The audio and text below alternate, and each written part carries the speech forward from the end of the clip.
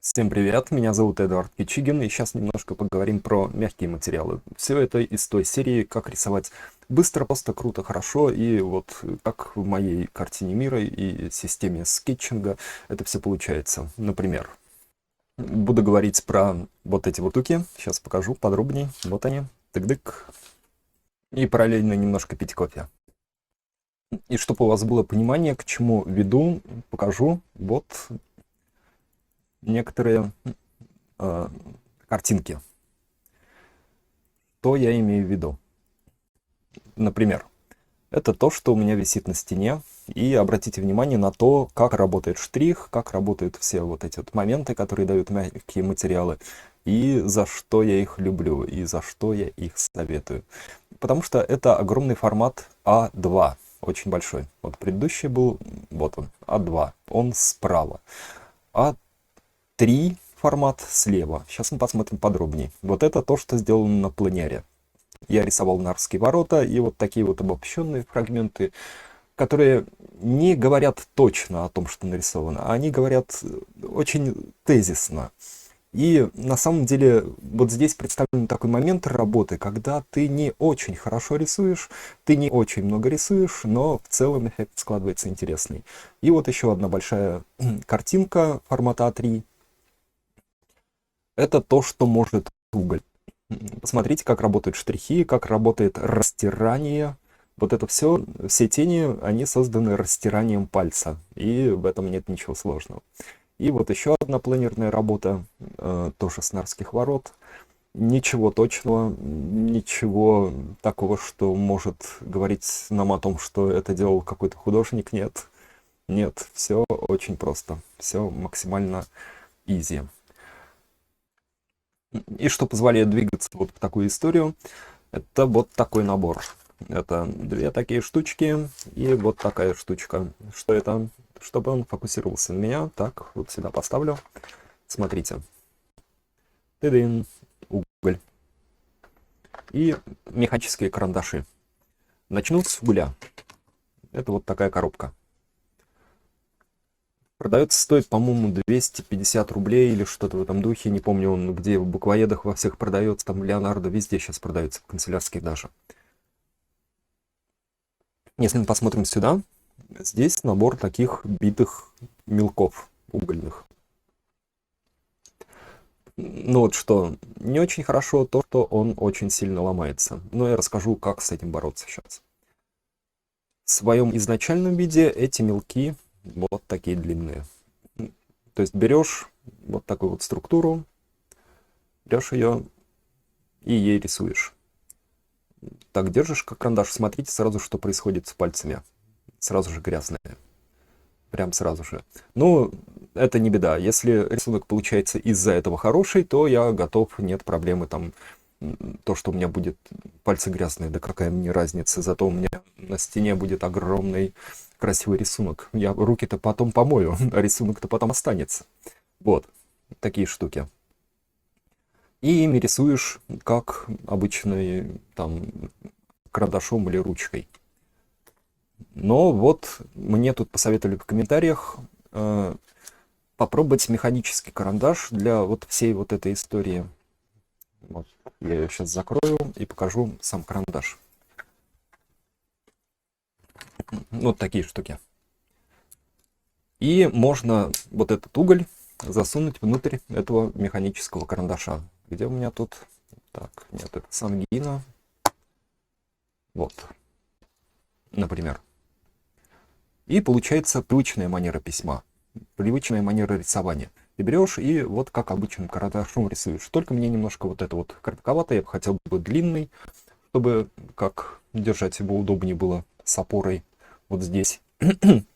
Но можно и так, нет проблемы. И получается обычная вот эта вот структура. Я беру уголь, вставляю его сюда, зажимаю. Он очень широкий, посмотрите. Так, он сейчас сфокусируется, надеюсь. Тын-тын, фокусируйся здесь, во. И вот он так выглядит. Как фирма называется, ну вот читайте, хотя нет, он перевернут. Мунгйо. Мунгйо, да.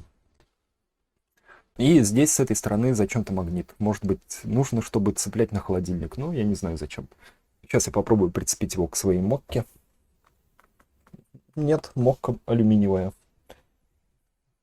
Не прицепилась. Но зато они могут цепляться друг к другу. Вот такой наборчик.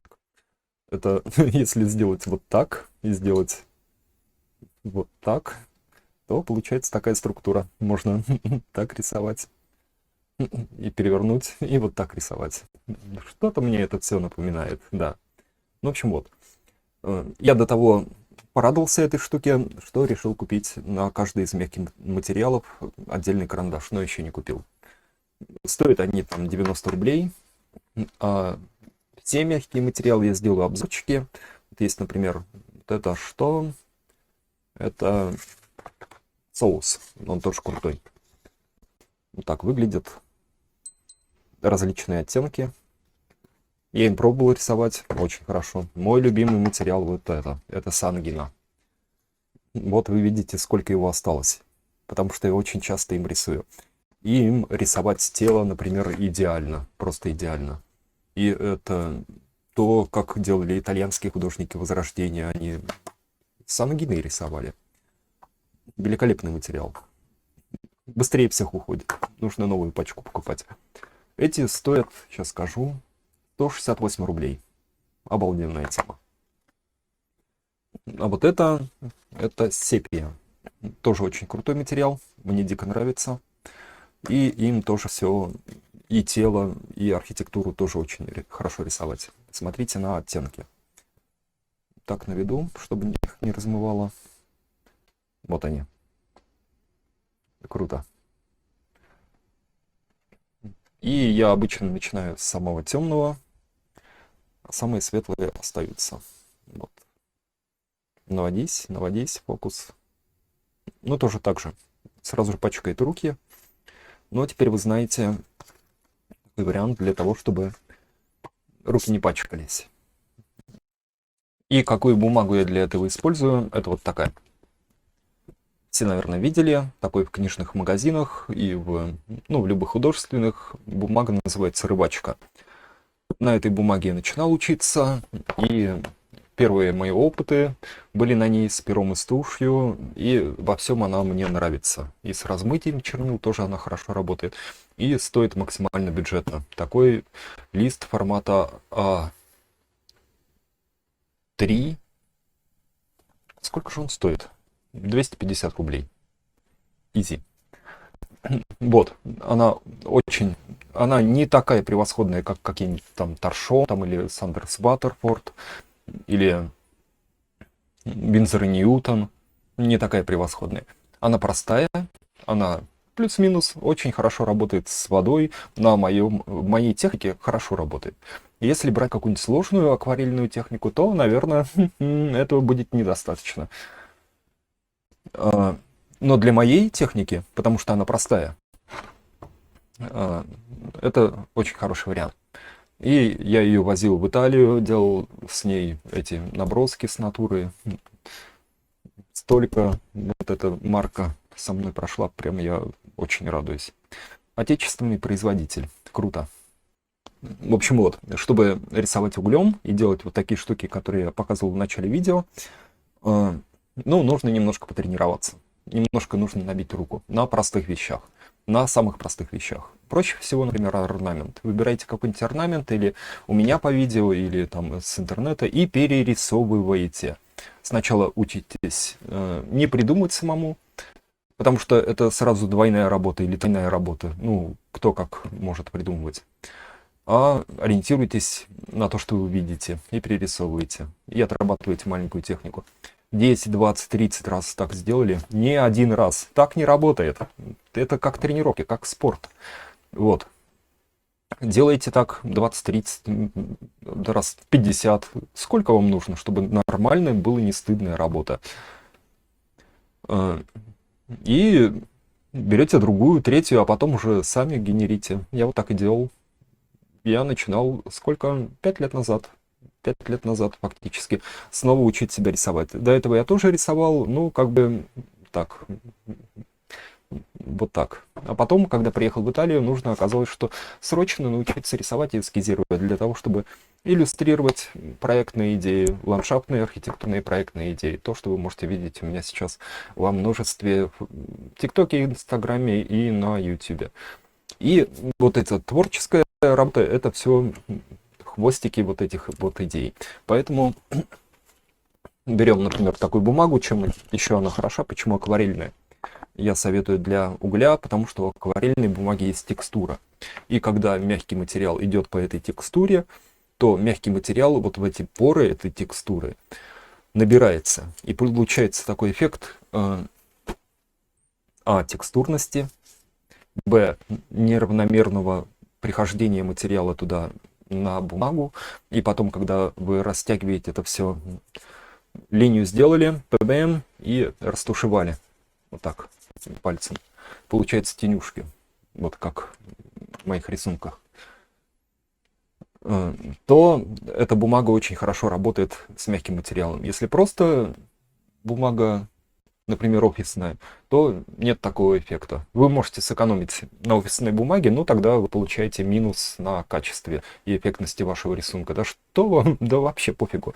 Что вам удобнее? Хотите сэкономить там чуть-чуть денег, ну, как бы страдайте тем, что рисунок не такой эффектный, какой мог бы быть. Чуть-чуть денег добавили, ну вот, материал показывает себя полностью. Anyway, кому что нравится. Я думаю, любой материал, который я использую, он должен мне помогать. Если он мне не помогает, то нафиг он мне нужен. И вот, ну, по сути, моя техника рисования и мой канал на YouTube, который вот я делаю, он сборник вот таких техник, которые облегчают рисование. Если вы или любите рисовать, или вынуждены рисовать. Вот я был вынужден, на самом деле, потому что это часть моей профессии. То нужно понимать, как это делать быстро, просто хорошо. Вот я нашел много всяких дорожек, и я поварился в итальянском контексте. Они поставили мне уровень необходимой нормы. Окей.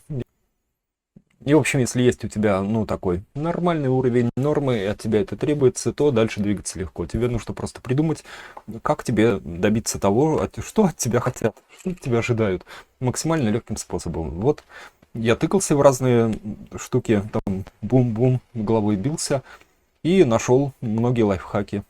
И вот этим я делюсь. Рассказываю, как делать быстро, просто хорошо, круто. И для того, чтобы результат был от этого, что нужно делать, нужно взять бумагу или вот такую, купить, наконец, уже, или вот такие штуки, или уголь, или вообще все, что есть под рукой. Там линеры какие-нибудь, карандаши. И брать у меня внизу список плейлистов по разным техникам рисования. Ландшафтной архитектуре, скетчингу в путешествиях, орнаментом, рисование орнаментов. Начинать можно с плейлиста «Простые рисунки». И по нему пройтись, потом брать другой плейлист и сначала копировать, потом рисовать половину моего, половину своего, потом рисовать полностью свое. Вот так и научитесь. Вот эта вот штука работает. И повторять, ну, сначала за мной, потом повторять, например, за другими художниками. Если вы хотите научиться рисовать, ну, в моей манере рисунка, то, наверное, стоит прислушаться к тому, что я говорю, потому что я говорю те штуки, которые, ну, со мной сработали и с моими учениками сработали. А я преподавал 3 года скетчинг в Международном ландшафтном центре «Зеленая стрела». И сейчас преподаю ландшафтное проектирование в университете, Санкт-Петербургский государственный университет имени Кирова в Петербурге на Лесной, на кафедре ландшафтной архитектуры преподаю, соответственно, ландшафтное проектирование. Вот. По уши в материале. И вот огромный бэкграунд, работы по всему миру в ландшафтных и архитектурных проектах. Слава богу, такая интересная история. Это все очень люблю. И вот этими штуками всякими делюсь. Они все супер практичные. Поэтому, если вам нужна простая дорожка в это, типа делай раз, два, три, то ссылка у меня внизу, профиль, ссылка Boosty. 2 тарифа, 200 и 400 рублей в месяц. Лучше берите за 400, там секретов-то побольше будет. Хотя за 200 тоже норм, намного лучше, чем ничего. Вот. Так. А если денег нету, то идите по плейлистам внизу. У меня там уже далеко за 1000, как мне говорит счетчик Ютуба, видео по вот этой вот, по всяким штукам рисовальным. Вот по ним идите. Но главное практиковать. Главное практиковать. Спорт, спорт, спорт. Подход, подход, подход. Делайте так, это все сработает хорошо. Вот меня зовут Эдуард Кичигин. Всем чао-чао, хорошего дня и хорошей практики. И хорошего кофе. Чао-чао.